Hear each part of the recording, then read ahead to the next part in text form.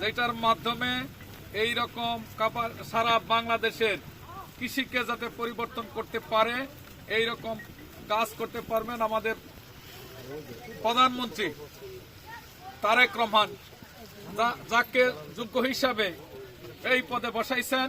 কাপাসিয়ার কৃতি সন্তান কৃষিবিদ আবুল কালাম আজাদ এই আজকের এখানে উপস্থিত আছেন।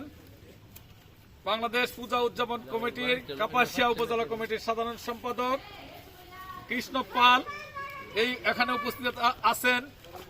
আমাদের এই বিএনপির পাশের যে ওয়ার্ড 2 নম্বর ওয়ার্ডের সভাপতি আশরাফ আলী, সেক্রেটারি মনির আছেন। আমাদের গাজীপুর জজকোটের পিপি আলমাসুদ্দিন আছেন। করিয়াতা ইউনিয়ন ছাত্র দলের সংগ্রামী সভাপতি মোহাম্মদ ফারুক হোসেন সহ আরো অনেক নেতৃবৃন্দ। সময় কম, এই জন্য সবার নাম বলতে পারলাম না। আপনারা জানেন যে ইতিপূর্বে আমরা পেরোয়েড বিলে মাছের পোনা উন্মুক্ত করেছি।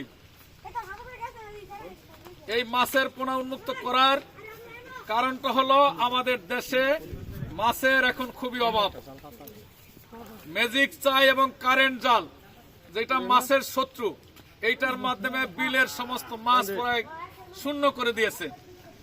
আর যাতে এরকমটা না হয়, আমাদের বিলের আশেপাশের লোকজন যাতে আমিষের চাহিদা পূরণ করতে পারে, এই লক্ষ্যেই আজকের এই মাছের পোনা উন্মুক্তকরণ।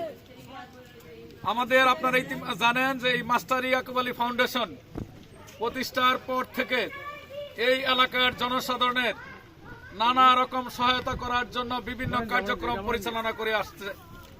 আপনারা দেখছেন যে এই ইয়াকুব আলী ফাউন্ডেশন থেকে ফ্রি মেডিকেল ক্যাম্প, দুস্থদের মধ্যে কাপড় বিতরণ, আমাদের যুবক যারা মাদকাসক্তের দিকে ভীষণভাবে আসক্ত তাদেরকে এই পথ থেকে ফিরিয়ে আনার জন্য খেলাধুলার উপকরণ, জার্সি, ফুটবল বিতরণ, এই রকম বিভিন্ন কার্যক্রম কাপড় বিতরণ সহ করে আসছে এবং আজকে এই পোনা উন্মুক্তকরণ করছে।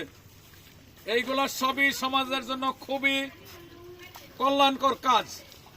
আমরা আশা করব যাতে এই ইয়াকুব আলী ফাউন্ডেশন ভবিষ্যতে ভালোভাবে এইরকম মানুষের কল্যাণে যে সকল কাজ হয় এই সকল কাজগুলা উত্তরোত্তর করতে থাকুক। মাস্টার ইয়াকুব আলী ফাউন্ডেশন দীর্ঘজীবী হোক, এইরকম কাজগুলো আরো করতে পারুক। অনেকক্ষণ হয়ে গেল রৌদ্র, আমি আমার কথা বাড়াইতে চাই না।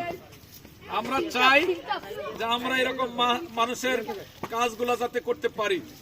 আমরা আজকে আরেকটা প্রোগ্রাম নিয়েছি, কালকে যাতে আমরা আমাদের এই কৃষ্ণপাল পূজা উদযাপন কমিটির সেক্রেটারি তিনি একটা উদ্যোগ নিয়েছেন। ওই তার বাড়ির পাশে যে উন্মুক্ত জলাশয়, এইটার মধ্যে কালকে আমরা এরকম পোনা উন্মুক্তকরণ করব। আপনারা সবাই এই পোনা উন্মুক্তকরণ অনুষ্ঠানে থাকবেন। থাকলে যারা এরকম সমাজ উন্নয়নমূলক, সমাজে সাহায্যকারী কাজগুলো করে তারা উৎসাহিত হবে।